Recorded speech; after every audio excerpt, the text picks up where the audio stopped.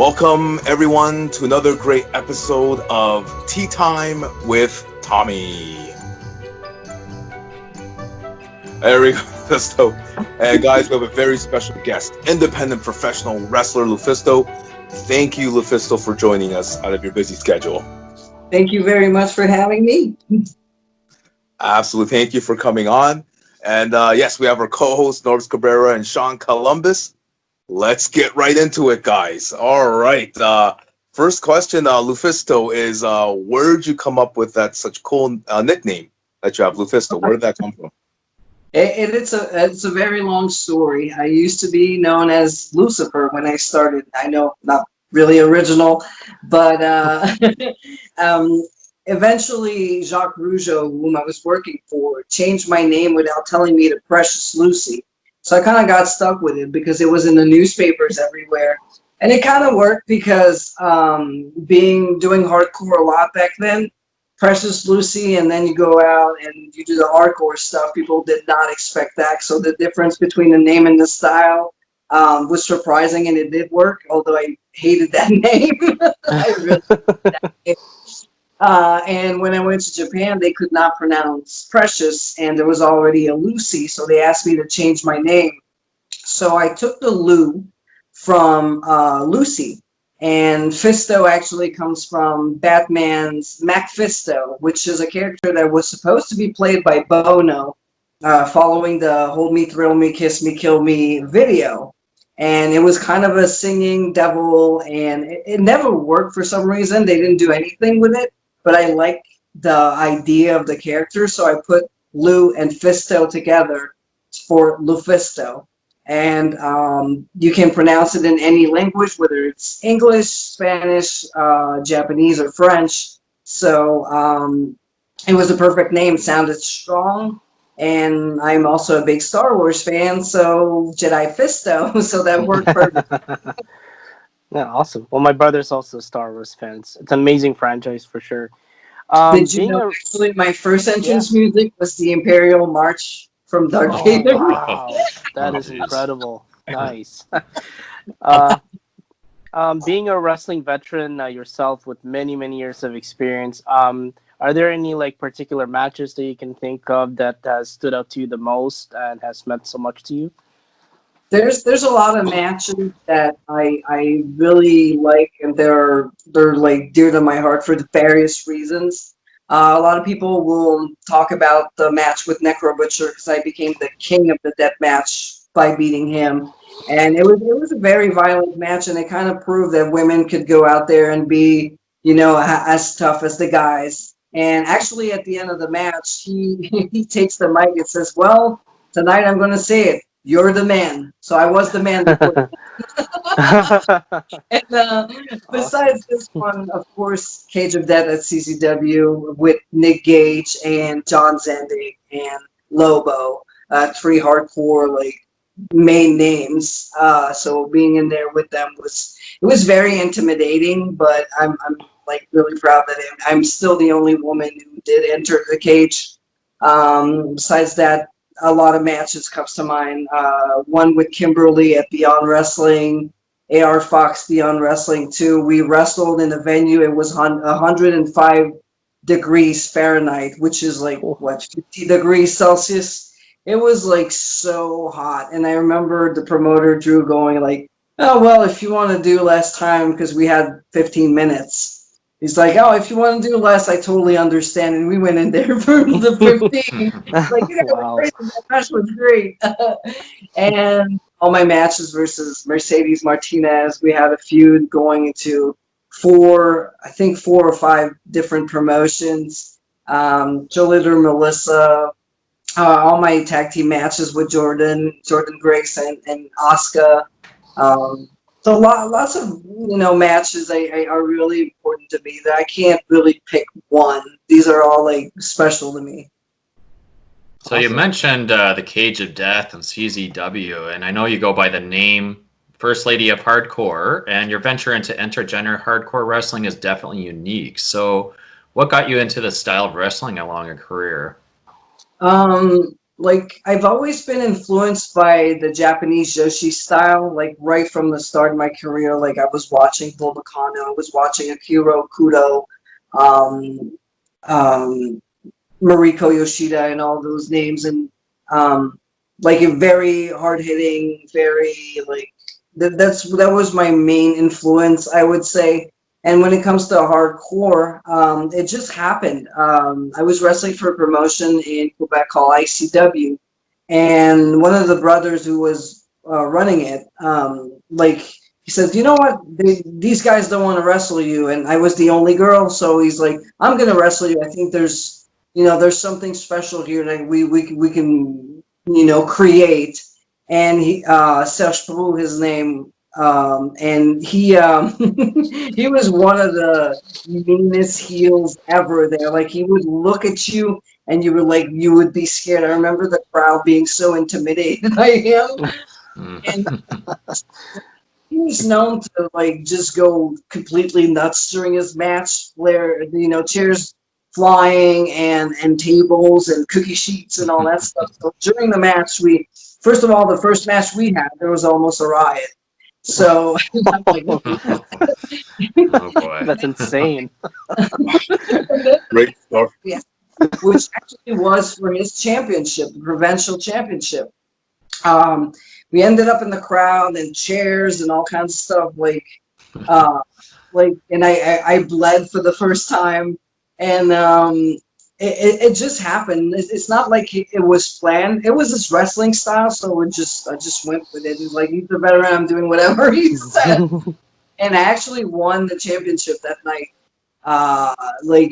It was my second male championship, and we're talking '99, and yeah, it just happened, and then from there it was always about doing more and proving people wrong, because people were like, women shouldn't be doing hardcore. You take this too seriously. So I'm like, okay, then watch me. So added chairs, added tables, added thumbtacks, and then the barbed wire and the lights. That's pretty much where I stopped the lights. Excellent. I remember Proved everyone wrong, right? lights. It's like, okay, that's like no fire, no nothing, but lights I think were my things. I loved lights because the sound when they get destroyed is like so amazing. So in everything in wrestling is about creating an emotion. So when you use lights, they go pow, and people were like, so it was a slow like process, and it just kind of happened, and then it was just me being hard headed and wanted to prove that I could do more and more and more and prove people wrong. Wow, great story you have. Amazing, LuFisto. You have such an illustrious career. You've been in the industry for great, amazing long time. I have to ask if you had. No, it's just yeah. You're definitely a veteran. You're definitely a veteran. 24 years this month, Lord. Oh, That's awesome. amazing. Which three wrestlers in wrestling history would you like to be a tag team partner with if you had a choice? There's probably more than three. Definitely Mick Foley. I think the first lady of hardcore and the original king of hardcore. I mean, I love Mick Foley too as a human, as a person. He's so kind, and when the CCW thing happened with them promoting us as pretty much porn star, and I came forward about it. He was very, very supportive. So Mick Foley, definitely for the wrestling style, his history, and the fact that he's just an amazing human being. I would love to team with him. Besides that, I would have to go with my greatest influence, Bull Nakano and Akira Kudo. And just so I have something Canadian and crazy, I would go with Luna Vachon. Nice. Great choices. Yeah, for sure. Mick Foley's amazing. Like one of my favorites as well. Like you've traveled and competed in many parts of the world, in many different promotions. What are your fondest memories of your travels? Definitely going to Mexico and being treated as a superhero. They love lucha libre so much. When you go there, it's in the newspapers. You have to go on TV to talk about your match. It's really like what is hockey to Canada. Like, you know how the players, they have interviews after the match, before the match, and then the matches get analyzed by your previous players and stuff. It's the same thing, but for wrestling. So, and they love it so much. They are so loving, and you really feel like you are bringing them, and you're actually someone important when you go there. So that's my main, like my fondest memories about Mexico. The love that they have for wrestling. And I always say my favorite place is Germany because it's just, I can't even explain how it is. When you're in that ring, they get into the match so, like, they're loud, they sing your name, and you can really see in their faces that they just love this. And like last year, I went to WXW and I won the Femme Fatale tournament, and the reaction was just amazing. They react to everything, and yeah, it's just one of my favorite places on Earth. So it seems like you have a lot of upcoming plans and places you still want to go. So what's your upcoming plans for the wrestling business this year? Definitely, hopefully. Well, I don't know about this year or next year with COVID. We don't know, but I had a few things planned before everything shut down. I was going to the United States to discuss a few things for possible like future bookings and bigger opportunities, and then that got canceled, unfortunately. And now with the border closed, I don't know if it's going to happen. I just hope so. And besides that, I was talking with Ring of Europe to go and have more shows there. And so hopefully that happens. I would really, really love to go back to Europe. So crossing my fingers. And Canada, which is probably the place where wrestling going to start first. Well, I mean, there's some shows right now in the States, but with the border closed, nothing happening. But definitely, I really want to go back to C4 wrestling. I'd like to go back to Smash wrestling and FLQ in Quebec. These are like probably my main three. Yeah. Wow. Amazing, LuFisto.